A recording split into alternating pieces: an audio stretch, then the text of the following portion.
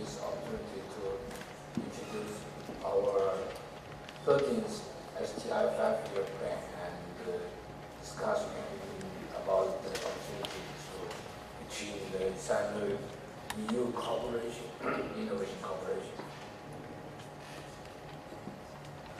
My content including 3 parts. First is the main content of the 13th STI plan. The second is the opportunities for the cooperation in the future. And the third is some ideas. Part 1, the main content of the 13th STI plan. This plan background is a little complex because China is now entering a new phase, new economic development stage. That's totally different from the past 30 years. And also we faced, every country faced new wave of global ST evolution and industrialization, industrial restructuring. And also the Chinese STI was so followed in the past 30 years or in the history, long history.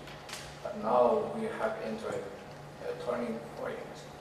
That means we have gradually changed our role to either equal number and full hour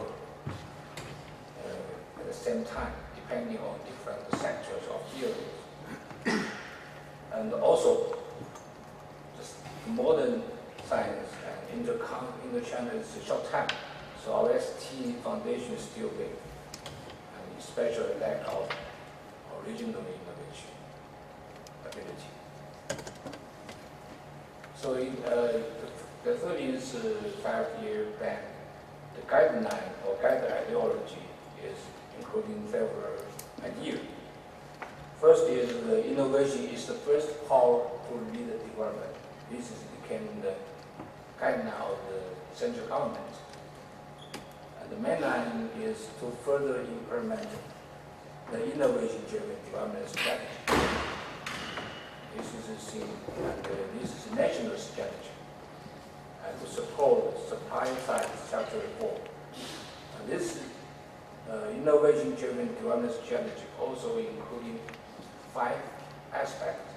For example, the coordinated development, open development, and the shared development, and the green development. And the driving force is to deepen the reform of the ST system. And the 4 focus is including enhancing the capacity of indigenous innovation, improving the quality of innovation supply, cultivating innovative talent, expanding the opening up, and the cooperation of ST, especially with new. This is the first important. And the main target or directions is to step into the group of innovative countries in 2020. And this including 5 aspects of object. One is all-around upgrade of indigenous innovation capacity. This especially including the firms and the companies, innovation ability, and the university R&D institutes, research abilities. Second is strengthen the role of ST in stimulating the economy. Size and quality ST personnel to be improved. We will nurture more and more talented people, including attractive, globally talented people. Mechanism favoring innovation to be measured, and the innovation and startup ecosystem to be optimized. The last one is also very, very important. And the indicators, major indicators including several. This one, I think is the first one is our casted, our academic designed one of the ranking system. Now we ranking number 18, and we want to reach the 15 ranking in the 2020. That's meaning entering the group of innovative countries. We say innovative countries, that means 15 countries is innovative countries. This is our target. The second is the contribution ratio of ST to economic growth. Most countries in the world doesn't use this indicators now, but we use this indicators that means to compare with the international. We don't compare to other countries. We just compare ourselves with history. We use this indicator to observe, to monitor our economic structure change. So you don't need to use this indicator to compare with other countries or other business. And the GRD with to GDP ratio with to 2020 2.5. This is also observed indicator. Whether it is 2.5 or 2.4 is okay. That's okay. Most important is the structure of the economy. That's the main indicator. There's emphasis and others. So if you have any interest, we can discuss together. The deployment of the major tasks, including 6 aspects. First is the short term and the long term, how to balance. When we mentioned the science and technology, we mean long term profits, long term interest. If you short term, that means not innovative policy, monetary policy, budget policy, or other policies. So how to balance? Because many companies, they more focus on short-term interest, especially local government. The central government must strong emphasis on long-term interest. So this is a balanced discussion which councils. For example, the mega project sounds similar to the mega science. That's not totally equal to. The mega project is many that cannot be provided by companies and the local governments. It must be implemented by the central government. And the industrial technology system. This is because China is a bigger country, so we must construct a perfect industrial technology system. That means they include every field, every directions. Technology system to support the upgrade of the livelihood and the sustainable development. Sustainable development is most urgent now.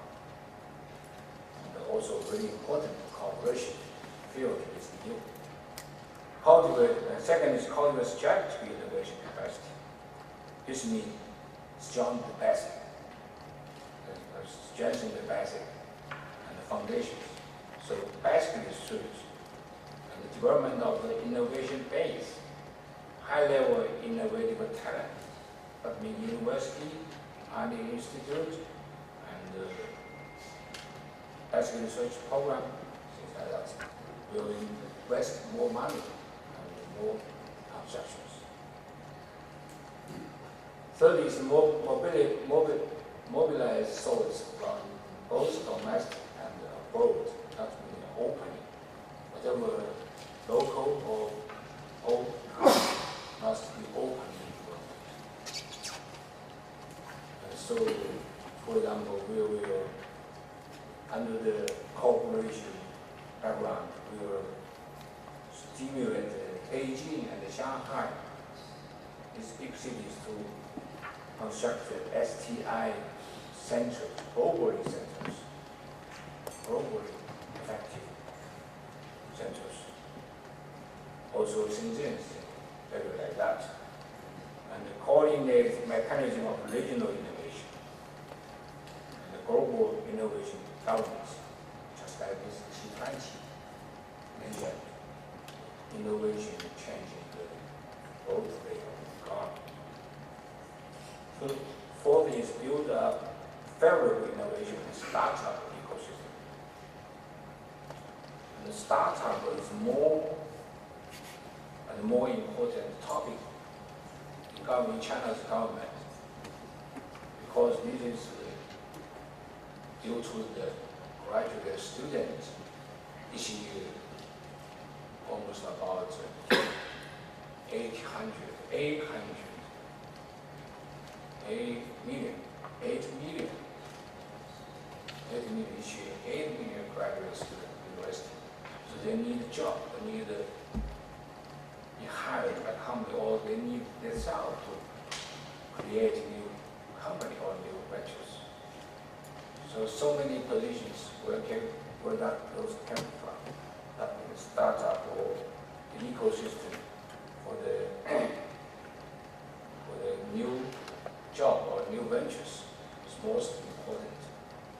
So ST service industry, carriers for entrepreneurship and innovation, IP and technology standards, investment on entrepreneurship, capital markets, that's very, very important. And this is also weakness. You have to change that.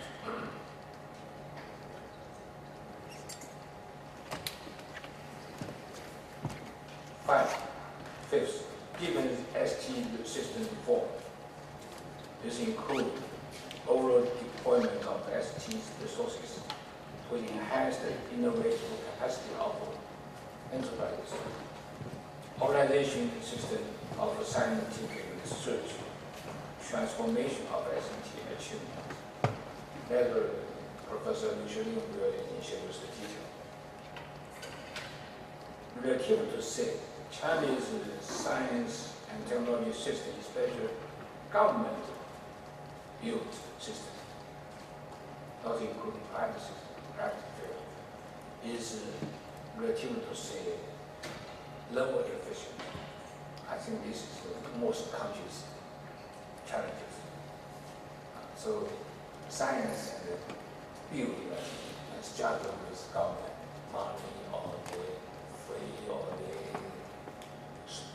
research directions and things like that. So how to build a higher efficient R&D system? Government run R&D system at the university. It's a big problem, big challenge. And the last one is strengthen science popularization and the innovation culture. This includes scientific literacy of Chinese citizens, popularization of SNT, or public understanding of science. This is also more and more challenging in China. And to open research facilities to the public. And the last one is integrate our scientific research innovation culture.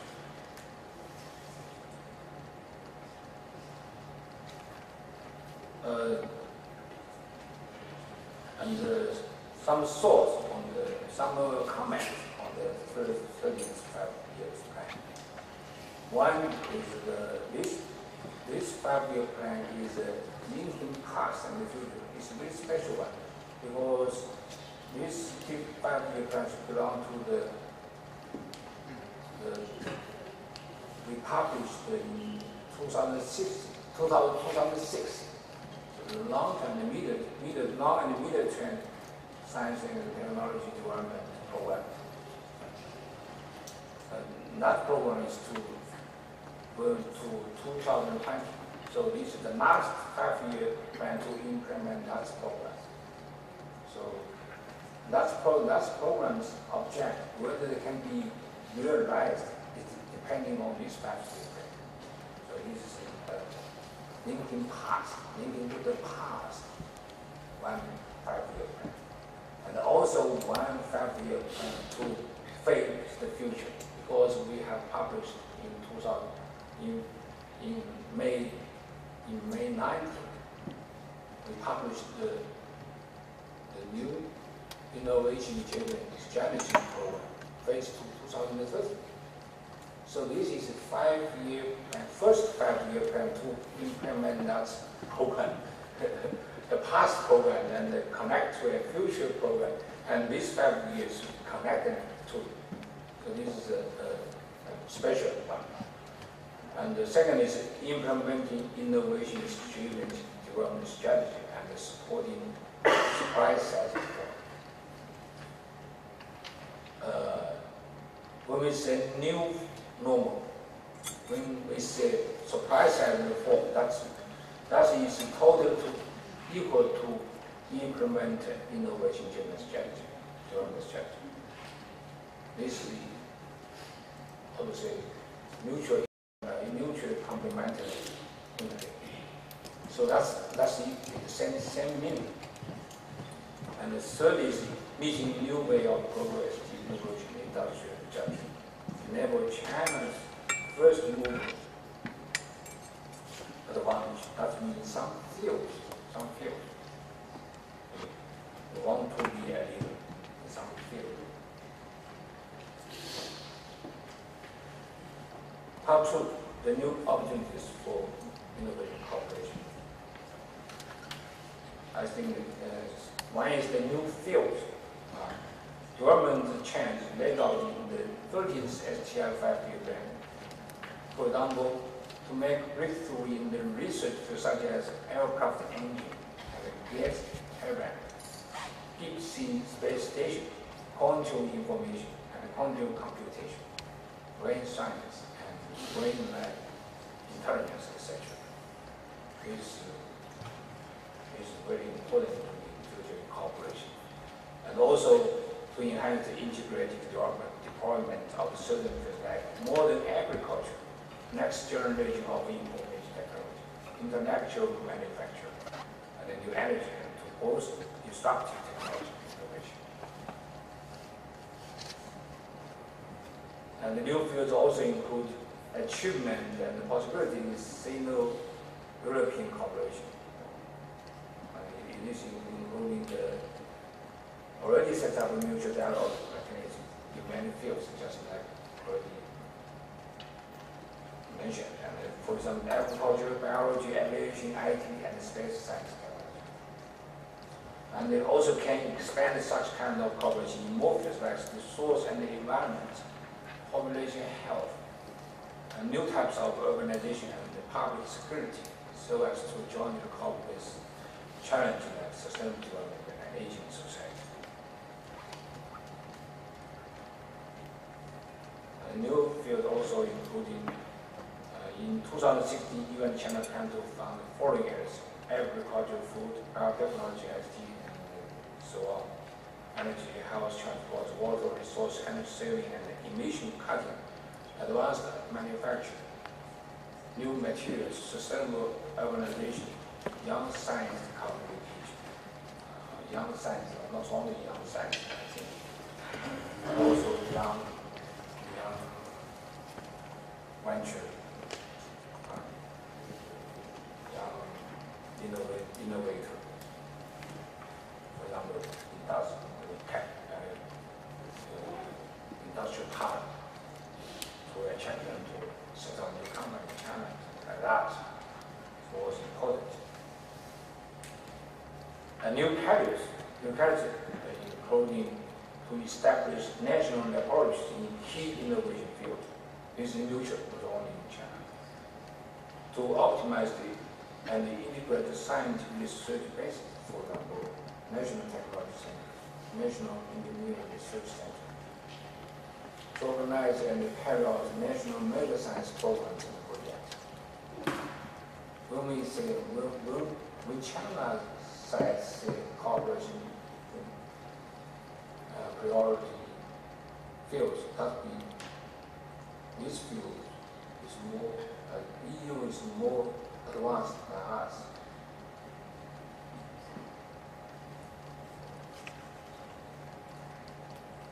And new carriers also including on the basis of multi-level cooperation under the framework of either EU and China already signed bilateral cooperation under the new institution.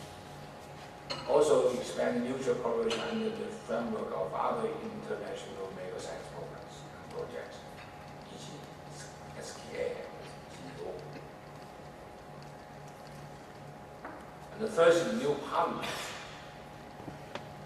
This includes to intensify the import of high-level overseas tanks, or make the tanks can fully free whatever they want to do. To improve mechanism of cultivation and the recommendation of Chinese tanks to international industries, to enhance dialogue on innovation with major countries, international organizations, and multilateral mechanisms. To extend China's partnership program with other developing countries. And in 2014, UK and China already involved communication of ST President as joint development project. Since 2011, Sino-German Innovation Platform and Sino-French Innovation Dialogue already made remarkable achievements. We can strengthen the communication and the cooperation with Thailand, and we can also set up a new mechanism of innovation dialogue to further improve the existing plans. And Sino-EU was also in progress dialogue. A new market, also the cooperation directions. For example, to promote mass entrepreneurship and innovation. Now China's government is inputs very great effort to push this business and to encourage the development of maker space in the direction of more special and more subdivisional, so that's to radically drive the growth of micro, small, and medium-sized enterprises. Each year we have about 15,000 new startups each day. To establish a cohesive and open technology trading market. A new market also included in terms of the core encouraging the entrepreneurship and the innovation of micro, small, and medium-sized enterprises. Germany and China already had successful experience. The case of Taichung, Jiangsu, I don't know whether you told it, about the 230 small units set up in Germany. China can further its cooperation with the EU in this regard, as well as in creating technology markets. And the new mechanism. For example, most John support the opening up of national ST program and support foreign experts who lead or participate in national ST projects. To join sets up innovation funds or cooperation programs with other countries. To co-establish joint research centers and international technology transfer.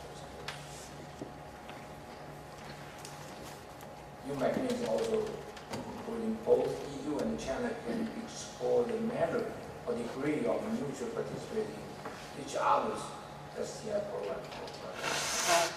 We can also enhance our cooperation in setting up joint research centers. And the new space, for example, to create a collaborative innovation community under the Belt and the Road Initiative. This is including many countries, developing countries, to support the development of Beijing and Shanghai as STI hubs with global influence. Because this is the task of